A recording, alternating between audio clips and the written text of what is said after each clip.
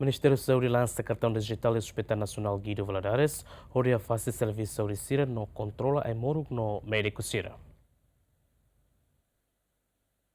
E a âmbito lançamento fato da huluk ba construção edifício maternidade fond Hospital Nacional Guido Valadares, Ministério da Saúde lança cartão digital onde controla entrada no saída e moruk no médico Sira e Hospital Nacional. Ministra da Saúde ateten digitalização cartão vale ba serviço saúde roto e a território nacional onde a fácil serviço. Tatena kata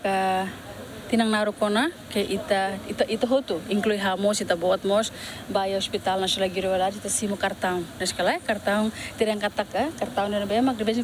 kanu mai la ihan ya dados antau ita no kata tempo tono ita precisa hal mudança antau ne maka kartão atu completa atu hareba ID e ao mesmo tempo hareba nia diagnóstico no mesmo tempo ita hareba nia prescrição ai moro mesmo tempo ita bela controla ai moro entrada e saída e ao mesmo tempo mas ita bela doutor sen bem maka for prescrição ita bela controla o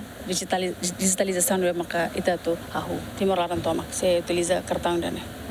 e também kata cartão dane ligação se para paciente homos vai Serviço Nacional de Saúde. E a âmbito lançamento primeiro-ministro entregamos máquina fisioterapia para o Hospital Nacional Guido Valadares atu usa para atendimento paciente. Além de representante da Organização Mundial de Saúde de Timor-Leste entregamos certificado Timor-Leste livre de malária para governo. Bem-vinda Simeão Ximenes, GMN.